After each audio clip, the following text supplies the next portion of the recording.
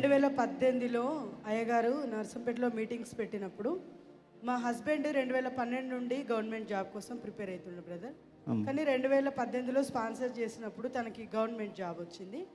తర్వాత అయ్యగారు అక్కడ మీటింగ్లో ఉన్నప్పుడు ఒక మాట అన్నారనమాట, ఎవరైనా సీరియల్స్ సినిమాలు చూసే వాళ్ళు ఎవరైనా ఉన్నారా, అలాంటివి నిలబడండి, దాని నుండి దేవుడు విడుదల కలిగిస్తాడని చెప్పారు.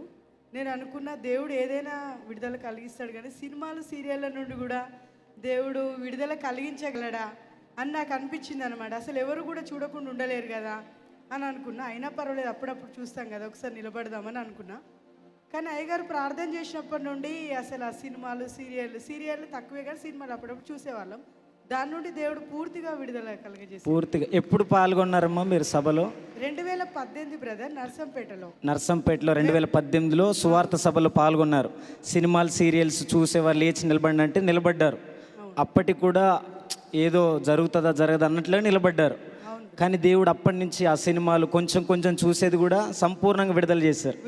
ఇప్పుడు వాటి మీద మనసు లేదు బ్రదర్. మా హస్బెండ్ కూడా గవర్నమెంట్ జాబ్ వచ్చింది. అతను 2012 నుండి ప్రిపేర్ అయ్యారు. 2019లో వచ్చింది, 18లో స్పాన్సర్ చేశాక దేవునికి మహిమ కలుగును. 50 రోజులు ప్రారంభించబడబోతున్నాయండి. ఆగస్టు 27 ఉదయం 7 గంటలకి ప్రారంభ సభ బెల్లంపల్లి కల్వరి ప్రాంగణంలో.